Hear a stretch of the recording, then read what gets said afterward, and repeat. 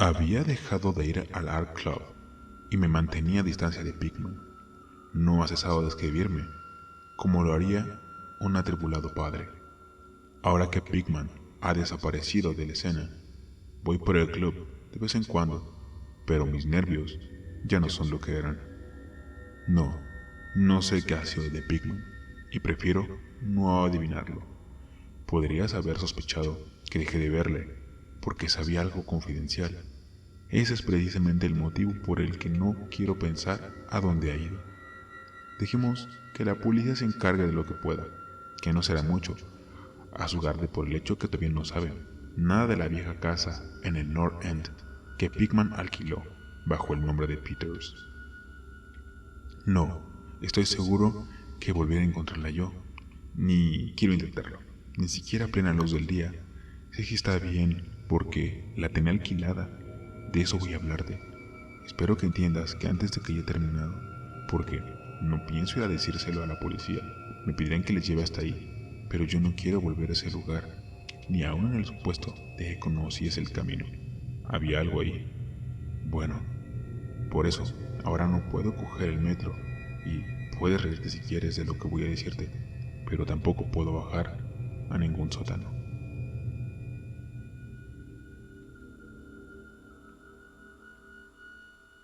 No me escandalizo por el arte morboso, y cuando un hombre tiene talento como el de Pigman, considero un honor haberle conocido, al margen de la dirección que tome su obra. Jamás tuvo Boston un pintor con los dotes de Richard Upton Pigman. Lo dije hace mucho y lo sigo manteniendo. Y siquiera me retracto un ápice de lo dicho cuando expuso su demonio necrófago alimentándose. Tú sabes bien que producir obras como las de Pigman requiere un arte profundo y una especial intuición de la naturaleza.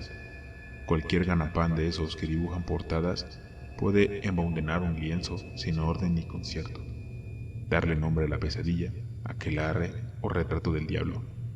Pero solo un gran pintor puede conseguir que resulte verosímil, que suscite pavor, y ello porque un verdadero artista conoce la anatomía de lo terrible y la fisiología del miedo. El tipo exacto de líneas y proporciones que asocian a esos instintos latentes o recuerdos hereditarios del temor, y los contrastes de color y efectos luminosos precisos que despiertan en uno o en más sentidos, en el latente de lo siniestro.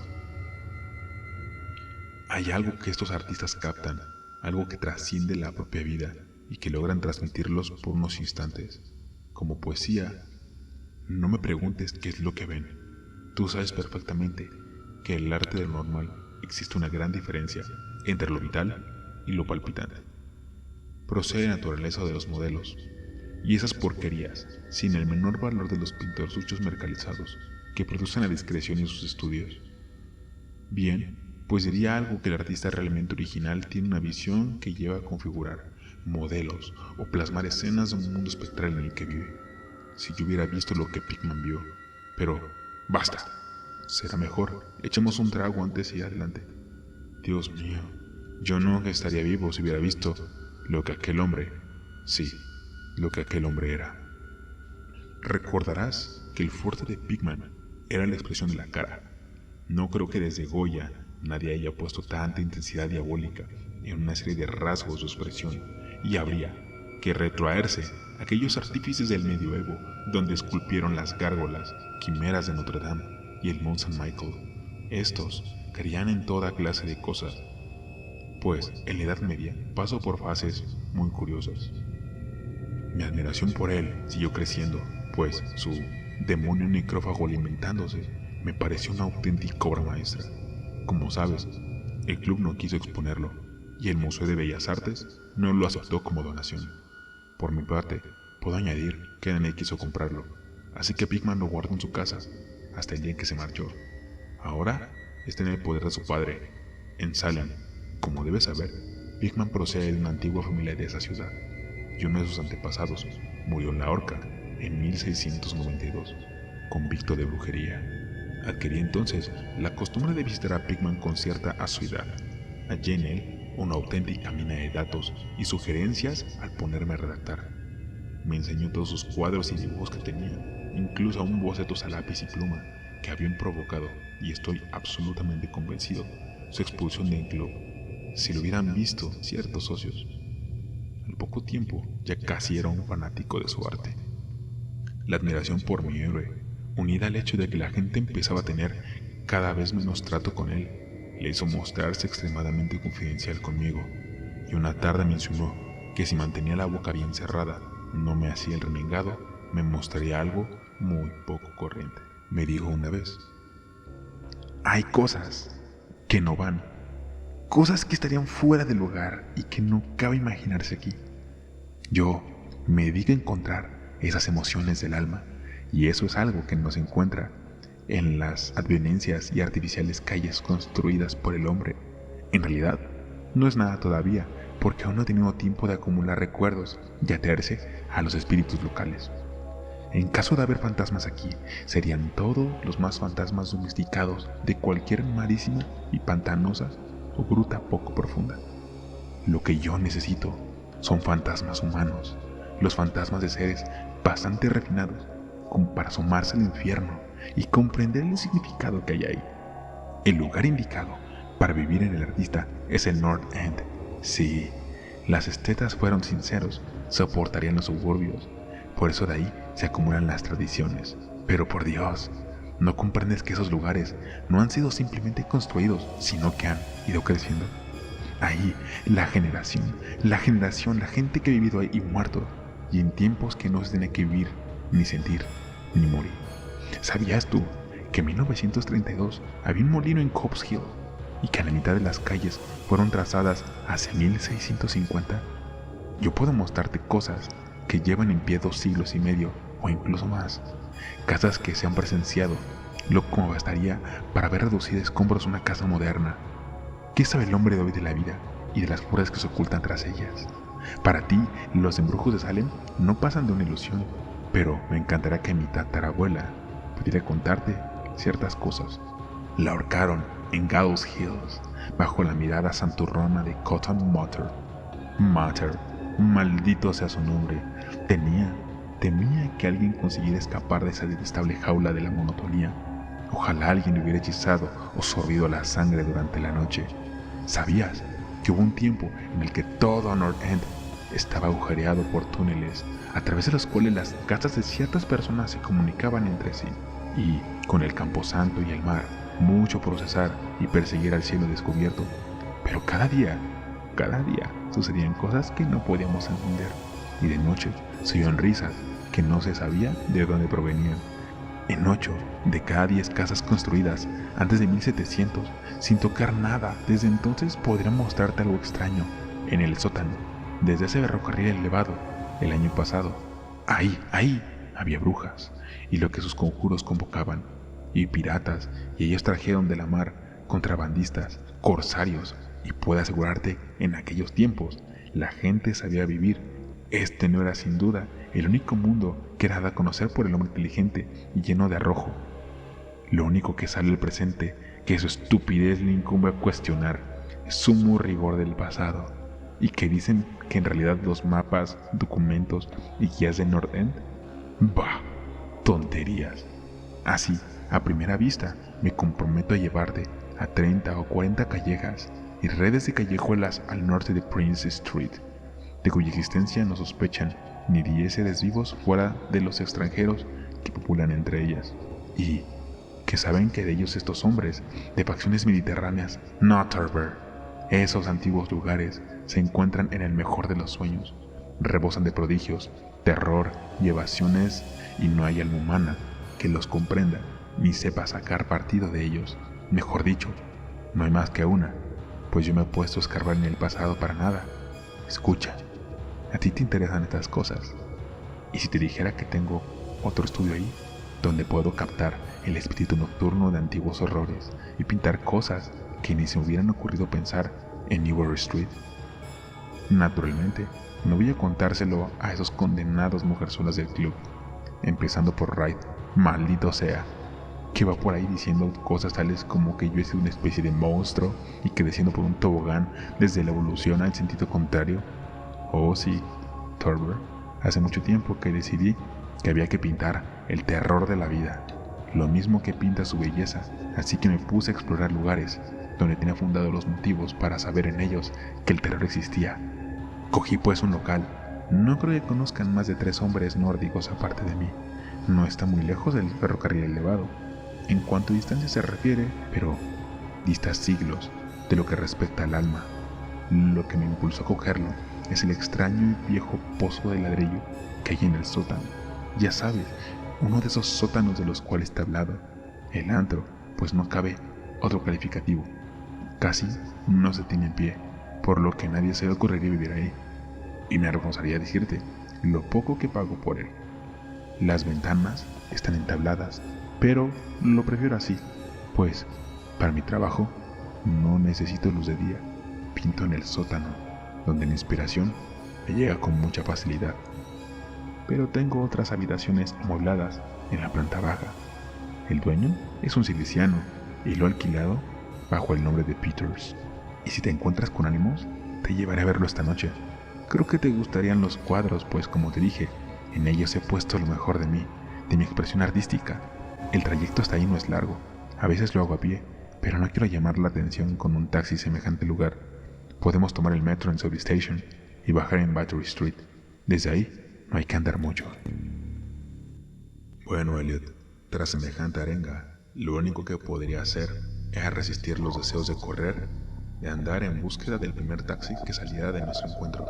Subimos, pues, por un desierto callejón, de lo más antiguo y sucio que haya visto. Jamás de los tejados desvencidos, de los cristales con ventanas rotas y de las arcaicas chimeneas medio derruidas que se destacaban contra la luz de la luna. No creo que hubiera siquiera 3 casas en todo lo que abarcaba la vista que no estuvieran ya levantadas en tiempos de Cotton Mather. Cuando menos, divisaba 2 con un voladizo, y en cierta ocasión me pareció ver una hilera de tejados con el ya casi olvidado estilo holandés. Al salir de aquel apenas iluminado callejón, torcimos a la izquierda, adentrándonos en otro igualmente silencioso y aún más estrecho, sin la menor luz, y en un instante me pareció que doblamos en una curva en un ángulo obtuso, siguiendo hacia la derecha. Al cabo de un rato, Pickman sacó una linterna y la enfocó hacia una puerta antidiluviana de 10 paneles, espeluznante, roída por la carcoma. Tras abrirla, mi anfitrión me condujo hasta el vestíbulo, donde, en otro tiempo, debió haber un magnífico aterzonado de roble oscuro, sencillo desde luego, pero patéticamente evocador de los tiempos de la brujería. A continuación, me hizo traspasar una puerta que había de la izquierda y encendió una lámpara de petróleo. Me dijo que me acomodara como si me encontrase en mi propia casa. Soy uno de esos tipos a los que el hombre de la calle llama con toda justicia duro, pero confieso que lo que vi en las paredes de aquella habitación me hizo pasar un mal rato. Eran los cuadros de Pickman, ya sabes a los que me refiero, aquellos que no podía pintar en Newer Street, y ni siquiera dejaron exponerlos ahí, y tenía toda la razón cuando digo que se le había ido la mano. Inútil tratar de escribirte aquellos cuadros, pues el más horroroso y diabólico horror, la más increíble repulsión y hediondez moral se desprendían de simples pinceladas, imposibles de traducir en palabras. Los trasfondos eran en su mayoría antiguos cementerios, bosques frondosos, arrecifes marinos, túneles de ladrillo, antiguas estancias o simples criptas de mampostería. La demencia y monstruosidad que pueden apreciarse en esas figuras, que vienen en el primer término, pues el morboso arte de Pickman predominaba el retrato diabólico. Rara vez aquellas figuras eran completamente humanas, aunque con frecuencia se acercaban en diverso grado a lo humano. La textura de muchos de ellos era una aspereza bastante desagradable al tacto. Parece como si nos estuviera viendo. Se ocupan bueno, no me pidas entre detalles, pero por lo general comían, pero no será lo mejor que estaban comiendo. A veces mostraban grupos o cementerios, pasadizos subterráneos, y a menudo aparecían luchando por una presa, o mejor dicho, por un tesoro descubierto, y que la expresividad tan genuinamente diabólica sabía en ocasiones difundir Pickman los ciertos rostros de tan macabro botín. enredadas las facciones, guardaban un extraordinario parecido con las de aquellos seres. Pero no creas que fuera una horripilante escena es lo que me hizo perder el sentido. No soy un niño de 3 años, y mucho menos. Es la primera vez que veo algo así. Eran rostros, Elliot, aquellos endiablados rostros que miraban con ojos de solayo y parecían querer salir del lienzo, como si se les hubiera inspirado un aliento vital. Dios mío, juraría que estaban vivos. Aquella bruja nauseabunda que se veía en el lienzo había despertado de los fuegos del Averno, y su escoba era una varita para sembrar pesadillas. Había algo ahí, llamado la elección. Santo cielo, en mala hora lo vería. Escucha, ¿te imaginas un círculo de inefables seres, de aspecto canino, agazapados en un cementerio, enseñando a un niño a comer, según su usanza? El coste de una presa, producto de una suplantación, supongo. El viejo mito de que esos extraños seres dejan a sus vástagos en la cuna, en sustitución de criaturas humanas, que no solo los arrebatan. Y Pickman mostraba ese cuadro lo que depara la fortuna de esos niños, así arrebatados, como crecen, como justo entonces comencé a ver con una espantosa afinidad que había entre los monstruos y figuras humanas y no humanas. Por medio de aquellas gradaciones de morbosidad entre lo resueltamente no humano y lo desagradablemente humano, trataba de establecer un sardónico nexo evolutivo.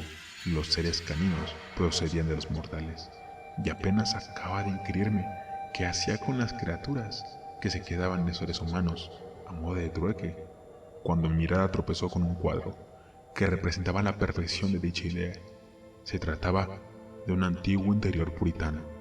Todos los rostros, salvo uno, mostraban nobleza y veneración, pero ese, uno reflejaba una burla del Averno. Era el rostro de un varón de edad juvenil, sin duda, pertenecía a un supuesto hijo de aquel piedoso padre, pero en realidad era la parentela de los seres impuros. El niño, suplantado, y en un rasgo de suprema ironía, Pickman lo había pintado, con facciones adolescentes que tenía un extraordinario parecido con las suyas. Pickman había encendido ya una lámpara en una habitación contigua, y cortésmente abrió la puerta para que pasara yo, al tiempo que preguntaba si quería ver sus estudios modernos. El espanto y la repugnancia se apoderaron de mí, me dejaron sin habla, pero creo que comprendió perfectamente cuáles eran mis sensaciones, y él se sintió muy halagado. Ahora quiero que quede bien claro, Elliot, que no soy uno de los alfeñiques que se lanzan a gritar cuando ven algo. Me considero un hombre maduro y con algo de mundo. Te basta para saber de mí que no soy fácilmente impresionable. Pues bien, a pesar de todo, la habitación contigua me arrancó un angustioso grito de la garganta. Tuve que agarrarme en vano de la puerta para no desfallecer. En la otra estancia había un sinfín de engendros, brujas, invadiendo nuestro mundo de antepasados, pero lo que había en esta traía horror de las puertas mismas a la vida cotidiana. Dios mío, qué cosas pintaba aquel hombre. Un horrible lienzo parecía recorrer una amplia muestra representativa de Beacon Hill, con multitudinarios ejércitos de los maléficos monstruos surgiendo de los escondrijos que acribillaban el suelo. Había, asimismo, tratamientos libertinos de bailes en los cementerios modernos, pero lo que me impresionó más que nada fue una escena en una hipnótica cripta, en donde la multitud de fieras se apelotaban en torno a aquellas que sostenía en las manos y leía en voz alta una conocida guía de Boston. A medida que recobraba el ánimo, me iba acostumbrando a aquella segunda estancia de arte diabólico y morboso.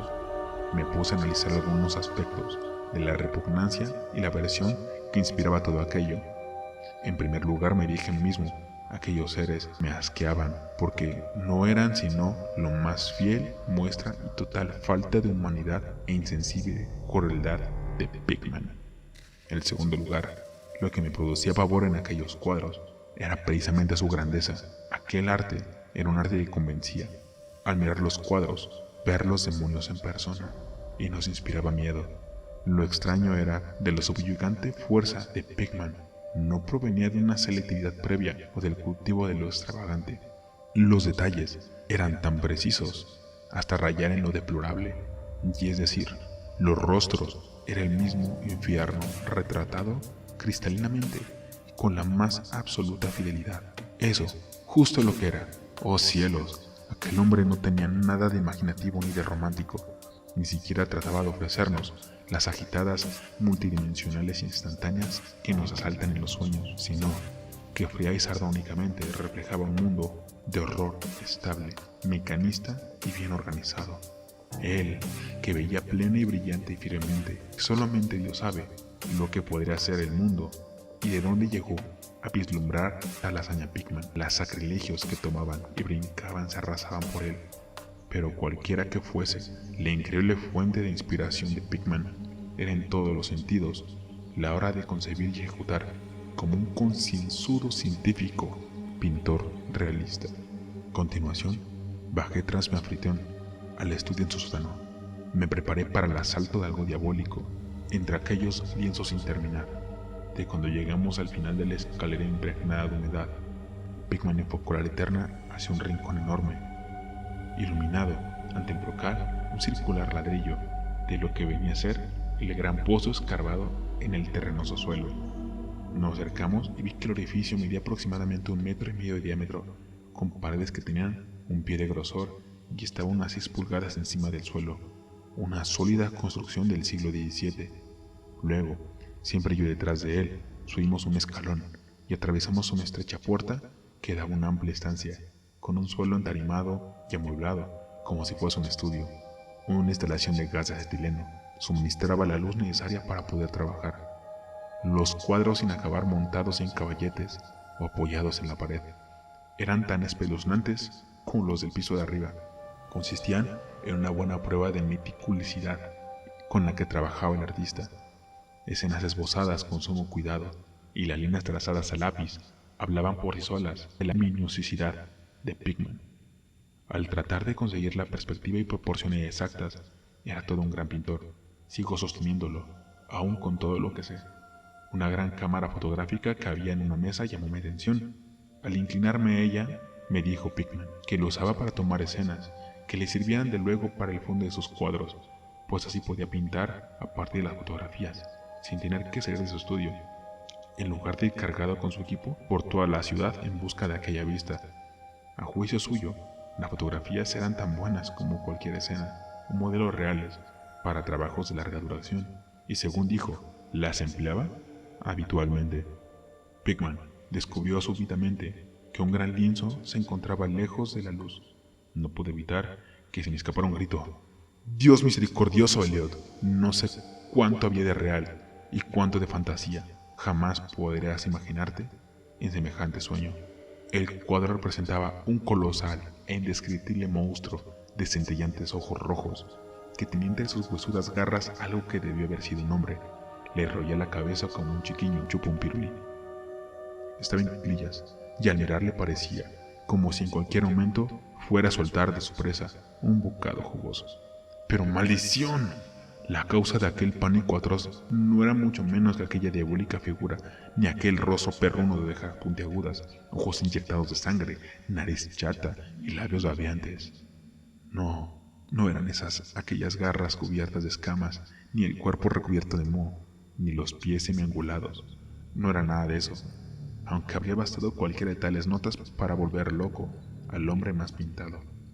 Era la técnica, Elliot, aquella maldita, impecable y desnaturalizada técnica.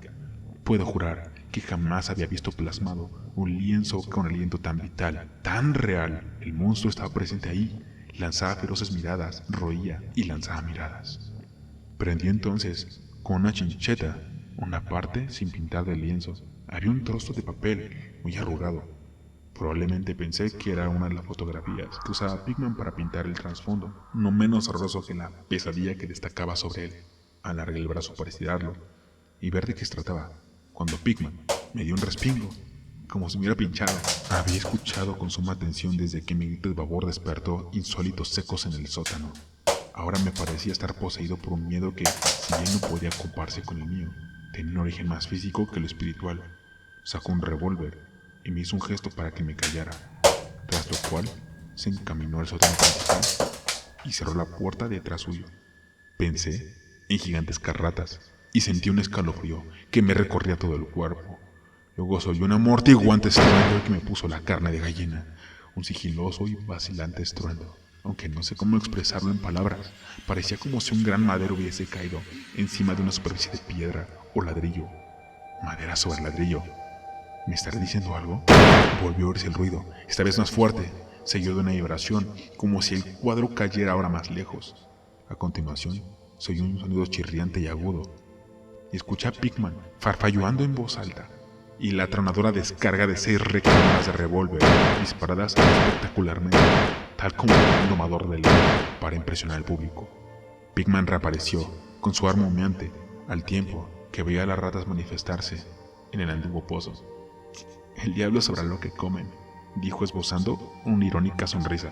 «Tus gritos debieron excitarlas. Lo mejor será andar con cuidado por estos parajes. Nuestros enemigos roedores son el mayor inconveniente, aunque a veces pienso que con ellos consigo crear cierta atmósfera y colorido». Bueno, Elliot, aquel fue el final de mi aventura nocturna con Pigman. Me había prometido enseñarme el lugar, y bien sabe Dios lo que hizo. Me sacó de aquella maraña de callejas, por otra dirección. Al parecer, cuando vimos la luz de una farola, nos hallamos en una calle que me resultaba familiar. Desde entonces, no nos hemos vuelto a ver más. ¿Por qué dejé de ver a Pigman? Supongo que ahora lo comprenderás. Porque evito, por todos los medios, bajar a metros o sótanos. Fue algo que encontré en mi abrigo. La mañana siguiente, me refiero al arrugado trozo de papel que tomé del lienzo del sótano. Aquello que tomé fue una fotografía, alguna vista que Pigman pretendía reproducir a manera de trasfondo para el monstruo. Y entonces, el último respingo de Pigman que produjo cuando iba a desenrollar el papel, y al parecer, lo metí en mi bolsillo. Sí, aquel trozo de papel fue la razón por la cual no volvería a ver a Pigman. Richard Upton Pigman, el artista más dotado que he conocido y el más extrañadamente raro que he conocido, ha traspasado jamás los límites de la vida para mismarse en las cimas del mito y la locura. No puede decirse que Pigman fuera un humano estrictamente hablando, o bien nació bajo alguna influencia maligna, o dio por abrir alguna puerta prohibida. La verdad da igual. Desapareció, volvió a ensimismarse a esa increíble obscuridad que tanto le gusta frecuentar. No me pidas que te lo explique o conjeture algo, tampoco te preguntes qué había tras el goteador. Algo también se las arregló Pigman a hacer pasar a las ratas. Hay secretos que proceden de viejos tiempos de Salem. Bien sabes tú cuán endiabladamente expresivos eran los cuadros de Pigman. Como todos preguntamos más de una vez de dónde podía sacar aquellos rostros. Bueno, después de todo aquel papel, no era la fotografía de una perspectiva en el que únicamente veías al ser monstruoso que estaba pintando en el horrible lienzo. Era el modelo en el que se inspiraba, y en el trasfondo no era sino la pared del estudio del sótano pintada con todo lujo de detalle. Por amor de Dios, Elliot, aquello era una fotografía tomada al natural. Y esta es la leyenda del día de hoy, en el canal del Juglar. Si tienes alguna leyenda o historia que quieras escuchar, por favor, escríbela en la caja de comentarios. Suscribe y dale like si te gustó. Y muchas gracias por escuchar.